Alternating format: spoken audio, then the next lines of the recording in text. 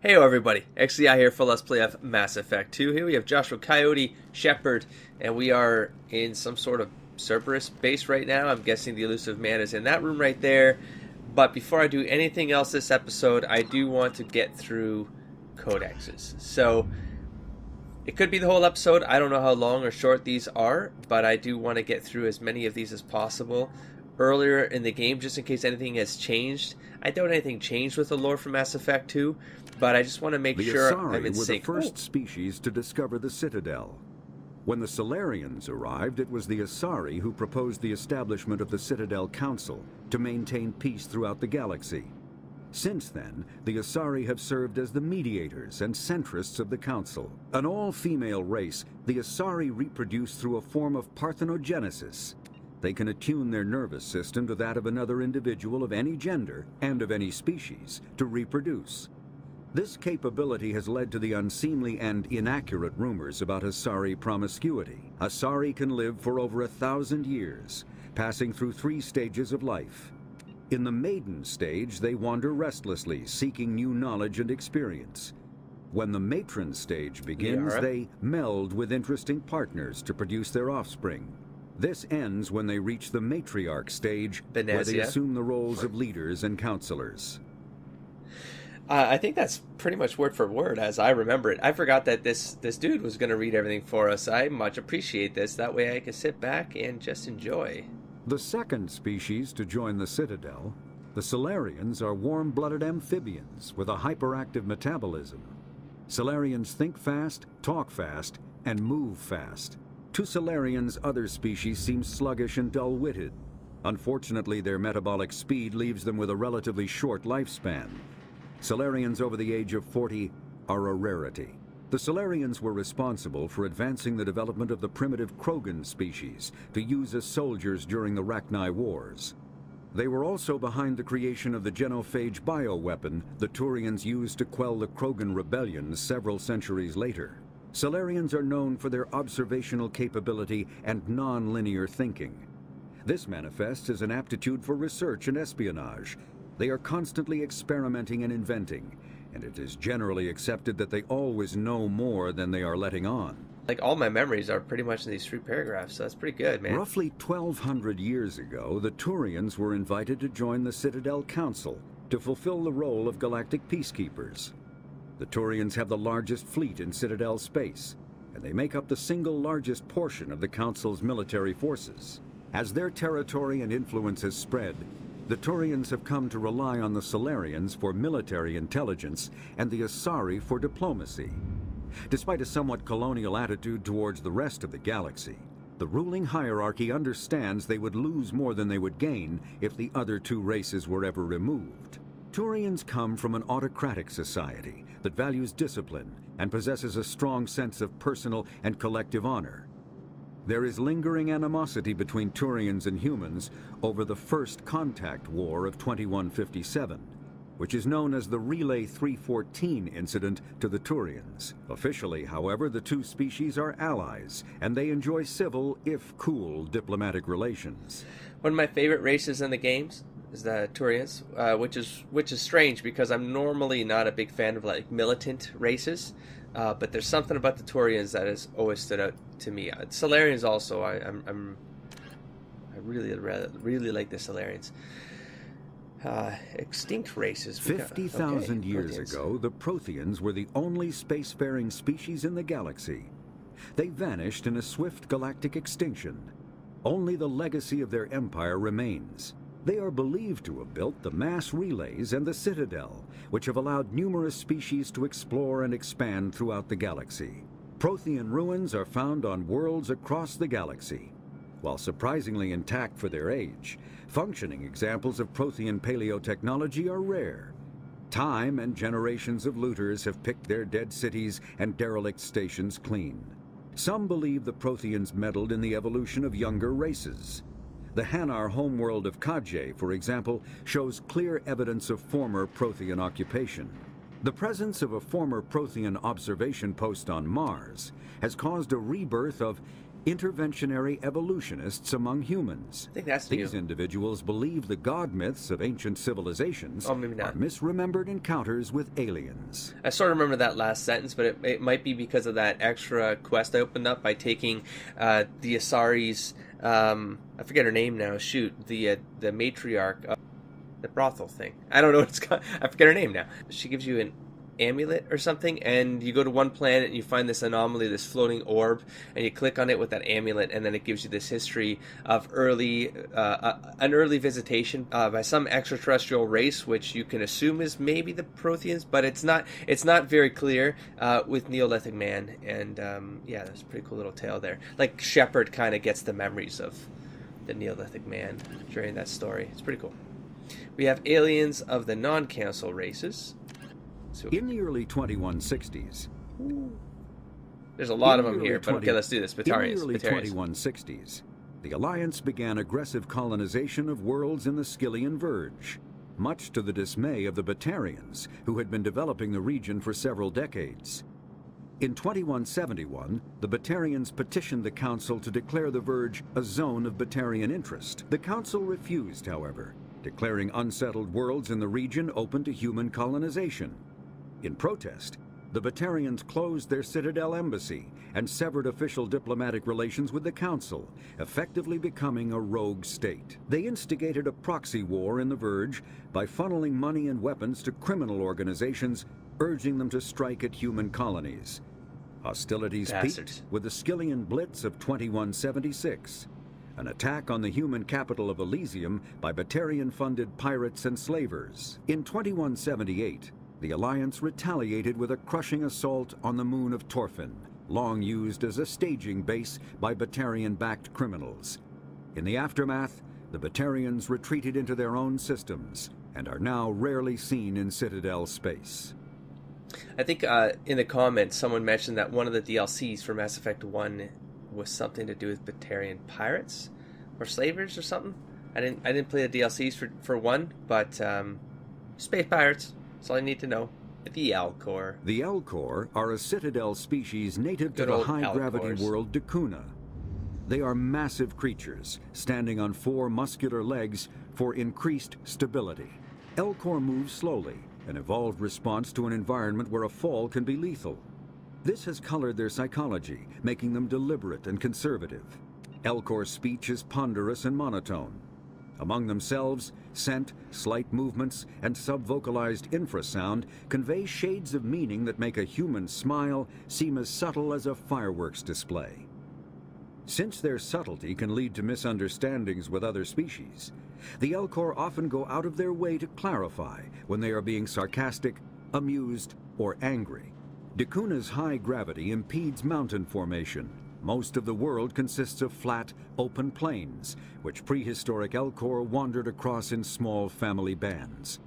Modern Elcor still prefer open sky and can become restless and uncomfortable on long starship journeys. That sounds exactly to memory. And that still feels like it was from the embassy in Mass Effect 1. Comment real quick is how fast they just drop all of this on you. Just take it easy. Just relax. The Elcor narrator, please. Okay, fine. Let's just keep going. The Geth are a humanoid race of networked AIs. They were created by the Quarians 300 years ago as tools of labor and war. When the Geth showed signs of self-evolution, the Quarians attempted to exterminate them. The Geth won the resulting war. This example has led to legal, systematic repression of artificial intelligences in galactic society. The Geth possess a unique distributed intelligence.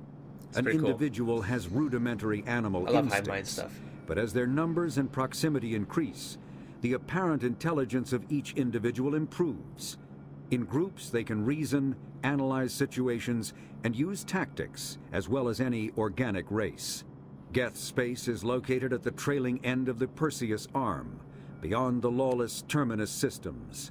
The Perseus Veil, an obscuring dark nebula of opaque gas and dust, lies between their space and the Terminus systems. So something always cool about the Geth is the idea that the closer they get, it's like more computers getting like put into a hub and then increasing the networking power, like how fast ideas, I guess, can transfer between units, between aspects of the network, the components of the network. Anyways, it's it always, and then there's like a point in Mass Effect 1 where Joshua Coyote finds a terminal. Is it a terminal or a computer or something? Is he takes out this base, and then when he accesses his terminal, it starts playing music, like as if it's like Geth music. And of course, a comment I made back in that episode is like, anytime you bring artistic stuff to culture, that it's supposed to be a symbol of an elevated sort of social awareness or social structure. It brings up the idea that imagine if enough Geths got together and created an actual, like a city, like an actual area for them all to exist in. I don't know. I mean, at what point do they stop being these soldier units that just go around shooting things, and like they're using the hive mind to just create more strategic opportunities on the field? Like, it could be that you get more of those together, and maybe they begin creating a culture, like creating music, creating art. And I think that's an intriguing idea. It intrigued me back in Mass Effect 1, and I'm hoping that that's the point of it, because even in some exchanges with Tali, it was insinuated that they sort of, the Quarians got in the middle of this AI becoming self-aware and potentially becoming part of a culture. Like, they became aware that they were being abused, and so they retaliated. Anyways, I can go on and on about this. I'm going to cut around some of that other jibba-jabba, and we're going to move on to the Hanar. The Hanar are a Citadel Also an interesting species known for species. excessive politeness. They speak with scrupulous precision and take offense at improper language. Hanar that expect to deal with other species take special courses to help them unlearn their tendency to take offense at improper speech. I don't remember that All part. Hanar have two names. The face name is known to the world. The soul name is kept for use among close friends and relations. Hanar never refer to themselves in the first person in conversation with someone they know on a face name basis. To do so is considered egotistical, so instead they refer to themselves as this one, or the impersonal it. Their homeworld, Kajay, has 90% ocean cover and orbits an energetic white star, resulting in a permanent blanket of cloud. Due to the presence of Prothean ruins on the world, many Hanar worship them, and Hanar myths often speak of an elder race that civilized them by teaching them language.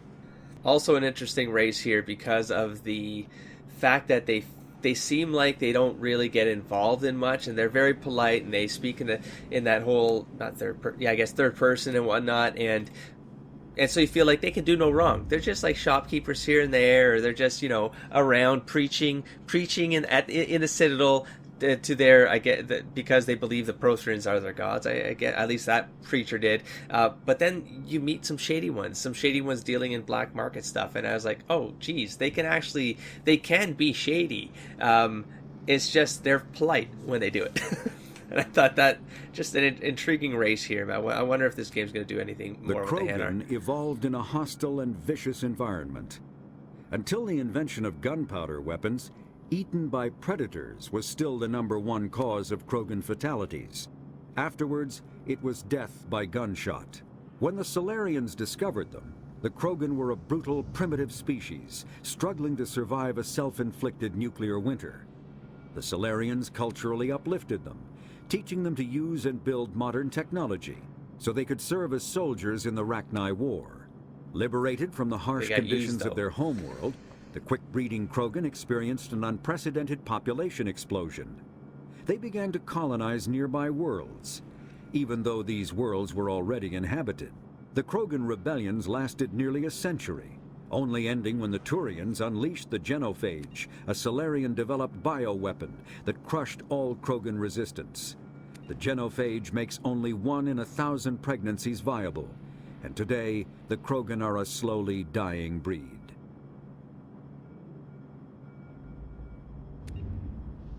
I didn't get that last sentence in here. Oh, understandably, the Krogan harbor a grudge against all other species, especially Turians. And keep in mind here, right? It's like the Salarians are the one that brought culture to them and taught them new things and how to not be self-destructive, I guess.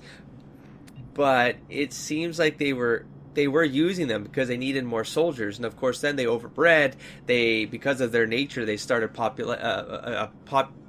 they started moving to other worlds, and the Salarians are the ones who developed the bioweapon that crushed them. It was delivered by the Turians as like they had to do it, so the Turians were the ones who ended up doing it, and they get the brunt of the grudge, but the Salarians developed the bioweapon. Also, it just hit me like how much information is dropping on a player that might come to Mass Effect 2 and not have played Mass Effect 1. This is a lot of sci-fi lore that is very unique to each species. Like one of the best components of Mass Effect is how much detail is in the lore inside these races. It's entire cultures, like unique cultures, and this is a lot to absorb, man, for someone coming to this game blind, like without one behind them, or the novels or it feels like a lot of information. Yeah, and I mean, they're giving it to you all up front. It's like even in Mass Effect 1, you'd get these like codexes as you met these races in the Citadel. So you'd get them slowly. You'd get context by having some engagement with that race, and then you'd be able to read up on the race, and then you'd have more of that context in slow bits, right? But this game is just like dump. Like for me, it's more like, Jesus, how much are they going to add to this game? Like if this is already given to a new player, like what is coming that's going to fill up all from their home system by the Geth nearly 3 centuries ago, most Quarians now live aboard the migrant fleet, a flotilla of 50,000 vessels ranging in size from passenger shuttles to mobile space stations. Home to 17 million Quarians, the flotilla understandably has scarce resources. Because of this, each Quarian must go on a rite of passage known as the pilgrimage when they come of age. They leave the fleet and only return once they have found something of value they can bring back to their people. Other species tend to look down on the Quarians for creating the Geth and for the negative impact their fleet has when it enters a system. Like a swarm of locusts. This has led to many myths and rumors about the Quarians, including the belief that underneath their clothes and breathing masks, they are actually cybernetic creatures, a combination of organic and synthetic parts.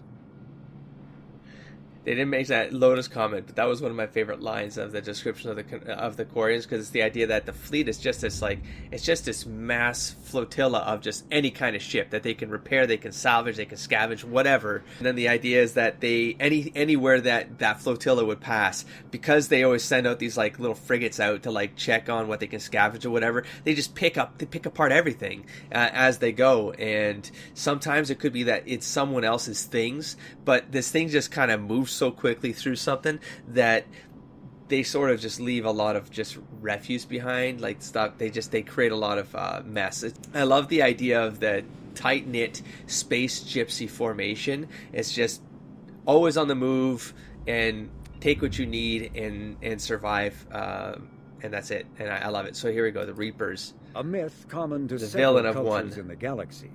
Reapers were imagined to be space monsters who consumed entire stars. Archaeologists and mythologists attempting to uncover sources for such myths have yielded little, except interstellar religious themes of all-consuming devils common to primitive cultures. They really minimized how much they say about the Reapers here, huh? I mean, 2 years have passed, but there was a comment earlier in the game that the official record is that... Oh, because I paused it. It was like that big-ass paragraph at the beginning of the game that I didn't have time to read. And the last part of that paragraph was that the official statement is that it was the Geths and Saren, and that the Reapers weren't behind this. So somehow the Reapers, despite there being a big-ass Reaper that attacked the Citadel, that's who we defended the Citadel from, despite Sovereign, somehow there's a massive cover-up that hid the idea of Sovereign and the Reapers. Like, that's nuts to me.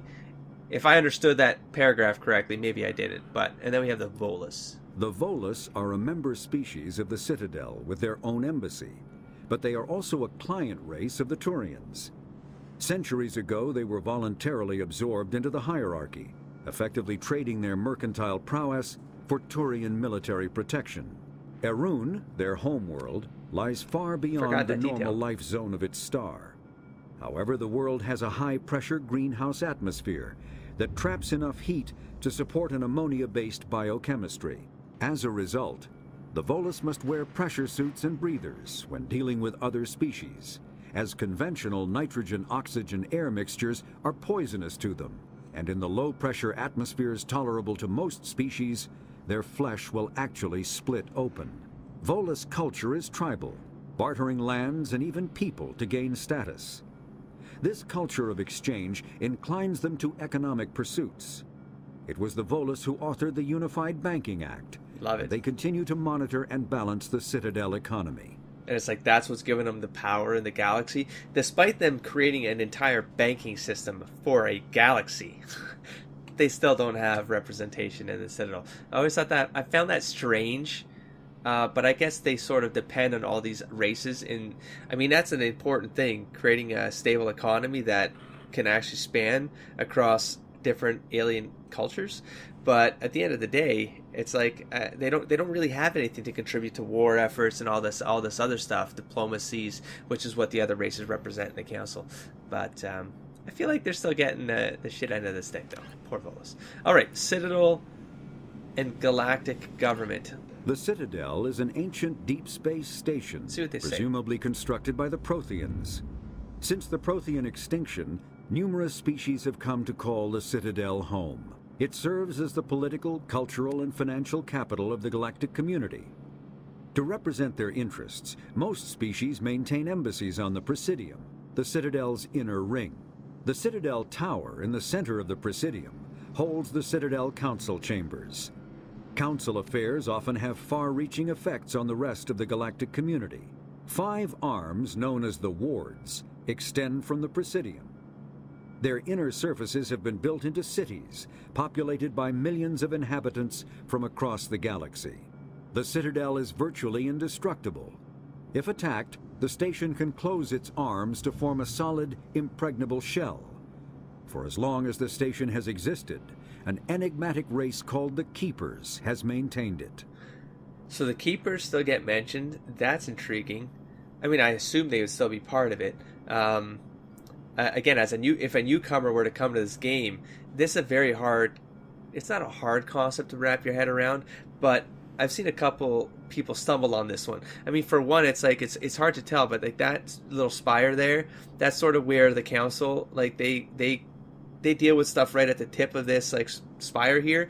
But it's the idea that each of these like arms that look like satellite arms, just I don't know, picking up energy, they're not. They're entire cityscapes that span the length of this entire arm, and gravity, like whatever I'm sure Mass Effect is somehow tied to this. It creates that gravitational force that keeps things down. But each of these wards, each of these arms are a ward, and that's I love the idea of that so much. Anyways, moving on. Spectres. Spectres are agents from the Office of Special Tactics and Reconnaissance, and answer only to the Citadel Council. They are elite military operatives, granted the authority to deal with threats to peace and stability in whatever way they deem necessary. They operate independently or in groups of 2 or 3. Some are empathetic peacekeepers, resolving disputes through diplomacy. Others are cold-blooded assassins, ruthlessly dispatching problem individuals. All get the job done one way or another, often operating outside the bounds of galactic law. The Spectres were founded after the Salarians joined the Council. For many years they operated in secrecy as backroom problem solvers. Only after the Krogan rebellions did their activities become publicized. Assignment of a Spectre is less contentious than a military deployment, but makes it clear that the Council is concerned about a situation. Organizations. Immediately following the First Very Contact curious War, here. an anonymous extranet manifesto warned that an alien attempt at human genocide was inevitable. The manifesto called for an army, a Cerberus, to guard against invasion through the Charon Relay. Derided as survivalist rhetoric written by an elusive man, the manifesto and its anonymous author soon fell off the media radar. But in 2165, terrorists stole antimatter from the SSV Geneva. The sole figure arrested named his sponsor Cerberus. Throughout the 2160s and 2170s, alleged Cerberus agents assassinated politicians, sabotaged starships bearing EZO, and conducted nightmarish experiments on aliens and humans. Denounced as human supremacist, Cerberus calls itself human survivalist.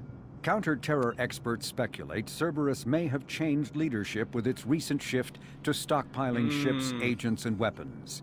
Whether he, she, or they, the elusive man hides his finances hidden behind shell companies. Few doubt he will kill anyone attempting to expose him. Shell companies that are probably tied to some Volus dealings, but it's organizations. So this is new. So a couple things new here. At least that I didn't. If this was already in place before, I didn't acknowledge it. But the idea that there was a manifesto written that Cerberus is there to guard against invasions from the Charon Relay, that's an intriguing concept. But then there's the, the difference between a human supremacist and a human survivalist, I guess, is perspective. It's relative to someone's. I mean, if humans get attacked by what's coming through the Charon Relay and it's wiping out human civilizations, then, human survivalist seems reasonable. I mean, more powerful races come around and start treating you like ants, then you got to have some force that stands up for that, which was technically, it was just the Alliance. The Alliance takes out the Turians during the war, and then the Relay War, and then that sort of gets them a respect of sorts after it all kind of quells down. And then now they're allies, like Turians and humans, and for all intents and purposes, they got the most balls in the galaxy in terms of military. Turians got the much bigger military force, but the humans, I guess, they're the ballsy ones because despite their size, they're always kicking. They're relentless, and I think that's what got them respect in the galaxy. But the idea that the change of leadership might have changed the manifesto, the mandate, I'm curious about this whole thing. Did this change where it's not so much they're a terrorist organization about humans first, it's more like we're going to get wiped out. We're the last race into the council. There's all these other races have had way more years, centuries even, to populate other planets, get a foothold out there, and increase their numbers essentially. And then I don't know, to survive as a human, what do you have to do? And maybe Cerberus is the right way to go. This is this where the Mass Effect 2 has flipped everything on me, right? Or anybody coming in with Mass Effect 1 behind them, because they have an idea of what Cerberus was. And now things have changed. You've died. You've been reconstituted from with bottles of your goop. They've somehow put all that together into another human that is identical to who I'm dubious about that. Identical to the previous Shepherd, and then the organization seems to have a different mandate. That's very intriguing. I'm going to go over with this because of my additional comments here, but I'm going to keep going. The Systems Alliance space vehicle Normandy is a prototype starship created as a joint human and Turian venture. There it is. A frigate optimized for reconnaissance missions, the vessel uses state-of-the-art stealth technology. Most ships generate tremendous heat that is easily detectable against the absolute zero background of space. The Normandy, however, temporarily sinks this heat within its hull. Because of exterior hull refrigeration, the ship can travel undetected for hours, or drift passively for days of covert observation. That heat sinking carries the risk of cooking the crew alive if the stored heat is not eventually radiated. Also contributing to stealth is the Normandy's revolutionary Tantalus drive, a Mass Effect core double the standard size. The Tantalus generates mass concentrations that the Normandy falls into, allowing it to move without the use of heat-emitting thrusters. So something I found almost tedious in Mass Effect 1 was in the secondary tab, where it goes into the technology behind a lot of this functionality, and it goes very heavy into sci-fi jargon. So if you're not a fan of sci-fi jargon, when it goes into high sci-fi where things are explained with technology, at least as far as it makes sense to the world and the lore of the world, and with Mass Effect, it's just Mass Effect. Something with Mass Effect is making something, but they do go into enough details with something like this hull, so that it doesn't cook the crew alive. The Mass Effect energy dissipates into the hull, and then there's another type of technology that starts dissipating that energy into these Mass Effect. I'm gonna forget how it all works, but anyways, it dissipates it into space, into the coldness of space and then recycles it with some other anyways, it goes into so much detail, and I'm like, I find all of that sort of intriguing, but it's a lot of extra jargon, and you gotta really I mean, as you can say, I'm not gonna remember any of it, but the fact that I read something that could theoretically make sense if Mass Effects existed, that's a lot of it really helps cement the world in a very sort of grounded reality. It makes everything that much more believable in this sci-fi fantasy. I guess it's high sci-fi. And moving on to technology, let's see how far they go into this thing. Biotics is the ability of rare individuals to manipulate dark energy and create mass effect fields through the use of electrical impulses from the brain. Intense training and surgically implanted amplifiers are necessary for a biotic to produce mass effect fields powerful enough for practical use. The relative strength of biotic abilities varies greatly among species and with each individual. There are 3 branches of biotics. Telekinesis uses mass-lowering fields to levitate or impel objects. Mass-raising kinetic fields are used to block or pin objects. Spatial distortion uses rapidly shifting mass fields to shred objects. Most organic species are capable of developing biotic abilities, though there are risks involved. Biotics are the result of an in utero exposure to element 0. This usually causes fatal cancers in the victim, but in rare cases, it coalesces into nodules within the fetus's developing nervous system. And so I don't know if it's going to get mentioned here, but in Mass Effect 1, they talk about how when this first happens in human culture, that there's a conspiracy that the original kind of bang of all of this was intentional. It was intentionally done by some organization to kickstart this in utero exposure to create the first biotics before. Then you get the Caden level biotic, and then you get the ones that you can play, which is the level 3 or whatever. Caden is a level 2, something like that. When subjected to an electrical current, the rare material dubbed Element 0, or EZO, emits a dark energy field that raises or lowers the mass of all objects within it. This mass effect is used in countless ways, from generating artificial gravity to manufacturing high-strength construction materials. It is most prominently used to enable faster-than-light space travel. EZO is generated when solid matter, such as a planet, is affected by the energy of a star going supernova. The material is common in the asteroid debris that orbits neutron stars and pulsars. These are dangerous places to mine, requiring extensive use of robotics, telepresence, and shielding to survive the incredible radiation from the dead star. Only a few major corporations can afford the setup costs required to work these primary sources. Humanity discovered refined Element 0 at the Prothean research station on Mars, allowing them to create mass effect fields and develop FTL travel. I don't know why I forgot. I mean, maybe the EZO doesn't come up in Mass Effect 1? It's just Element 0, I thought. But anyways, got it. Element 0 can increase or decrease the mass of a volume of space-time when subjected to an electrical current. With a positive current, mass is increased. With a negative current, so simple and realistic, decreased. Huh? The stronger the current, the greater the magnitude of the dark energy mass effect. In space, low-mass fields allow FTL travel and inexpensive surface-to-orbit transit. High-mass fields create artificial gravity and push space debris away from vessels. In manufacturing, low-mass fields permit the creation of evenly blended alloys, while high-mass compaction creates dense, sturdy construction materials. Crazy. The military makes extensive use of mobility-enhancing technologies, with Mass Effect utilizing fighting vehicles standard frontline issue in most military forces. Mass Effect fields are also essential in the creation of kinetic barriers or shields to protect against enemy fire. I mean, it's for everything, dudes. Mass Effect is for everything. Mass relays are feats of Prothean engineering advanced far beyond the technology of any living species. They are enormous structures scattered throughout the stars and can create corridors of virtually mass-free space, allowing instantaneous transit between locations separated by years or even centuries of travel using conventional FTL drives. Primary mass relays can propel ships thousands of light years, often from one spiral arm of the galaxy to another.